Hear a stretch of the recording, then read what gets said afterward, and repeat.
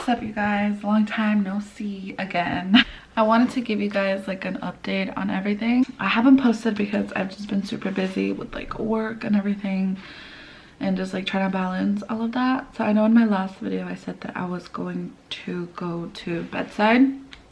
So let me tell you guys, like, basically, long story short. So yeah, I had accepted a job offer for a skilled nursing facility, and I had already like a start date that they had gave me during the interview, and I was really excited.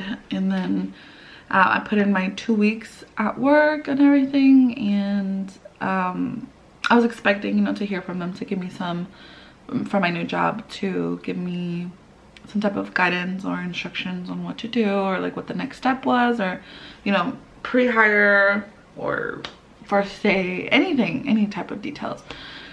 And I never heard from them. So a week after my interview, after the offer, I emailed them and I was like, oh, like, is there any way I can get some first day details? You know, I did already put in my 2 weeks, so I'm still set to start on a certain date that I had provided for them.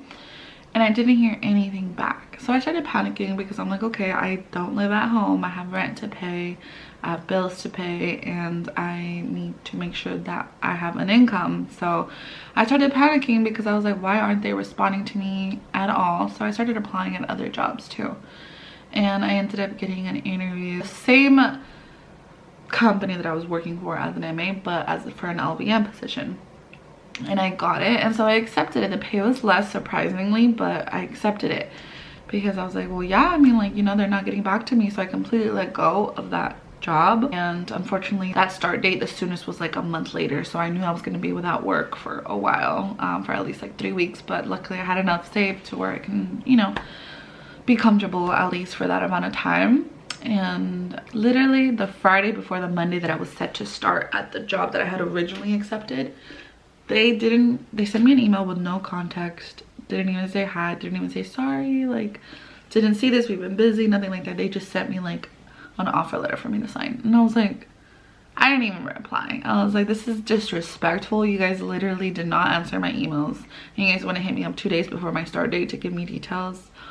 So I was like, whatever, and I had already accepted this new job anyways. So I completely just ignored them. I was like, this is like rude, such a waste of my time. And so I let it go. So I never started at that job that I had originally spoken to you guys about. And so I started at the job at my current company, but as an LVN position. And when I tell you guys I was miserable, I mean it. Like, I was legit miserable. It was in an outpatient sports medicine. I was in the float pool, but my first assignment was going to be about 6 months long at the sports medicine department, and I was miserable. I found out that the LVN's main role is just administrative. Basically, you sign off for the medical assistants, any, you know, vaccines or medication administrations that they need to make. You basically just authorize it for them, you put in orders for them, you answer like messages from patients, giving them any like first aid advice. Obviously, like, you can't give medical advice unless you're an RN, but just first aid is what we would give. It's just typical, like, okay, ice, elevate, all that stuff, you know. And then like we would order x-rays for them if we felt like it was appropriate. It was nice for a week because I was like, wow, I have all this like authority, or not authority, but like privilege, I guess, to do a lot of things independently. But it got really old, especially as a new grad. I was really excited to be hands-on and really be a nurse, and I really just felt like I was still a medical assistant with just a little bit more leverage and more pay. But I mean, like, that's not really worth it to me when I'm like, I just wasn't happy. I tried to write it out for like a month. I started talking to other LVNs in different departments, and they said it's the same exact thing, just different specialty. And I was like, yeah, I'm sorry, but this is not for me. I went to school to be a nurse, to be an actual nurse, not to be like a receptionist with a little bit more medical knowledge or whatever. So I was like, yeah, no, sorry, not for me. And so I quit, and I ended up, you know, finding a job really, really quickly. I mean, the need for nurses is, at least in California, it's so crazy. It almost feels like you're interviewing them rather than them interviewing you. It's like you're trying to see why they should be the job that you accept, you know. But either way, I found a job that I don't know, I just got a really good vibe at. I interviewed at 3 different facilities. I got the offer for all of them, but I took the one that I'm currently at now, which is also skilled nursing. And that's basically where I've been at since October 18th. I've been there since then. And I love it. Like, I definitely see myself staying here for a very long time. And I've learned so many things, like everything that they talk about in school, I've learned or done. And it's just amazing. Like, I work with RNs and LVNs, and we're all basically just doing the same thing, except of course, like, if a patient needs to have meds pushed through an IV, an RN has to do it, but for the most part we don't get a lot of those patients. We get a lot of catheters, G tubes, peg tubes. So basically what it is there's 3 floors. 2 of those floors have patients in it. So the first floor is just like, there's no patients in the first floor, but in the second floor is 3 wings, and there's a skilled wing where it's just all short-term patients where they're just there for rehab. Another wing where it's mixed rehab and long-term patients, and then the 3rd wing is all long-term, and then 3rd floor is all long-term as well. So I'm currently working in the 2nd floor wing that's mixed between short-term and long-term. So I do have some new admissions sometimes, but we do have an admissions nurse that takes care of all of that.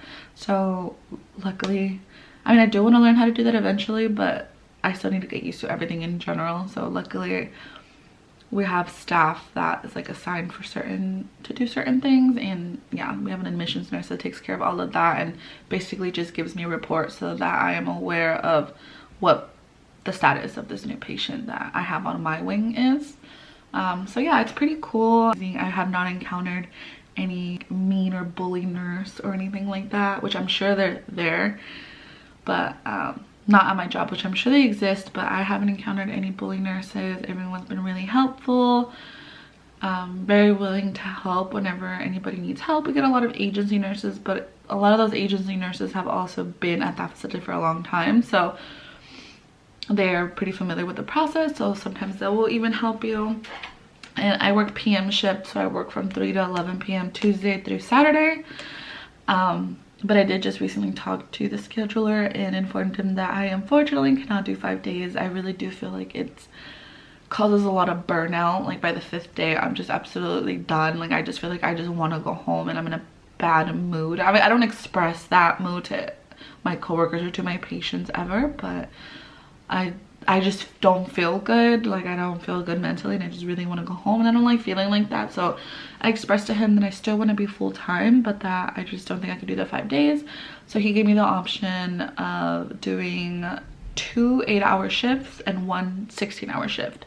So I will still do 4 shifts because that means I can still get benefits and I'm still considered full-time. But I'll get the 4 days off. So 1 double 16 hours and then 2 regular shifts. So that's 4 shifts total. So I'm excited about that. It's supposed to start in January because he had already completed the schedule for December. So I'm just writing it out for now.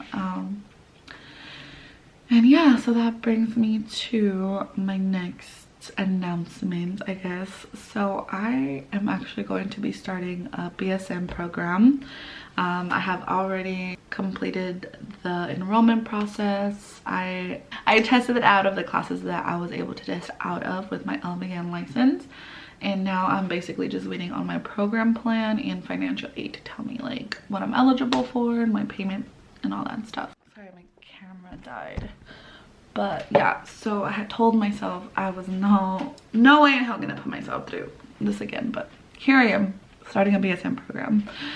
So yeah, I'm excited. I'm set to start on January 9th. So basically the way that this school works is it's all online. They do offer prereqs, so you don't need to take any prereqs before starting the school. They will provide it for you. However, it is a little on the pricier side. I believe it's because it's a private accelerated program, so it is pricier. So some people do choose to just do their prereqs at a community college and then transfer them, but I'm not gonna do that. There's a reason I didn't do that in the first place. I don't do well with community college. It's just too slow. I need fast pace. I need to just get it done and out the way. Yeah, I'm gonna be doing any prereqs that I need to get done, I will be doing it with them, and they offer prereq along with nursing core, so it's not like I have to do like a year of prereqs and then I'll start nursing core. No, I'll be doing them simultaneously. So basically I think the only thing is the first semester will be all prereqs, just because you have to complete at least anatomy and physiology. I think you need to complete something before you're eligible to start the nursing course. So it'll just be 1 semester of prereqs for me, and then after that they'll combine prereqs with nursing core. So for example, you might take 2 nursing cores with 2 prereq and so on and so forth.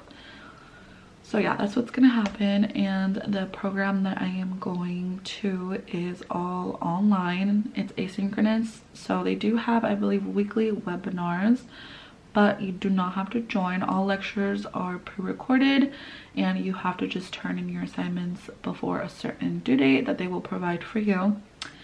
And as far as clinicals and hands-on, you do still get that. So this program is out of state. It is located in Utah. You guys might be able to identify what school I'm going to by the information that I'm giving you, but I just don't want to say the name because I don't know. I don't want to risk anything. So the school is based in Utah. I am in California, as you guys know. So what they do is they are accredited nationwide. So California does recognize their program. Every state in the US recognizes the BSN program. So when you are done with that program, you don't have to take the NCLEX in Utah. You could take it at whichever state that you choose. So basically the way that it works is they have SOFI locations, which stands for like supervised on site experience, something like that. So it's basically like just clinical sites. SOFI is basically just a clinical site. So they have SOFIs all over the United States except California and Texas, I believe. So unfortunately that means that whenever it's time for my clinical rotation, I will have to travel to whichever state they choose. And so clinicals are 1 week long at the end of each semester. Each semester is about 4 months, I believe, and then you'll travel for 1 week or 5 days, something like that. And for that entire week you'll just be going to clinicals. So it's definitely important that I have a flexible job and enough income, which I'm fortunate enough to make enough money and to have a job that will be very flexible with me and allow me to leave every 4 months for a week and pay me enough to where I can afford to travel every 4 months. So yeah, so I'm definitely excited about that, and I definitely plan on filming my entire experience. I am willing to provide the name of the school that I'm going to privately. If you guys want to message me on Instagram, my Instagram is in the description box down below. And yeah, I can definitely let you guys know the school that I'll be going to, but like I said, I just don't really feel comfortable saying that on here just because I don't want to, like, I don't know the rules of that school. I still have to get my pamphlet, whatever it is that I need. I'm not sure. All I know, I've just completed my enrollment process and that's it. I still need all like the extra information. And so yeah, just hit me up on Instagram and I'll give you guys the name of the school if you guys are interested in it. It's definitely something that before you even consider the school, you have to make sure that you are financially able to travel, because the cost is not included in tuition, and that you have a job that's willing to work with you. So yeah, those are the main things. But yeah guys, just let me know if you guys are interested in the name of the school and I will give that to you. But as of now, this is it for this video. I just wanted to give you guys a quick update and let you know that videos will be coming. I don't want to vlog like work because I don't know, I just don't feel comfortable doing that, but I can vlog like days in my life as an LVN. I just won't really be showing footage at work. I might like tell you what I'm doing, but not like, you know how it is. So I'm just very paranoid about my license. I want to make sure I keep that protected in a little box. So yeah guys, so yeah, like, comment, subscribe. Let me know if you guys have any questions that you guys want me to answer and any videos that you guys want to see. But for now, this is it, and I will see you guys in my next one.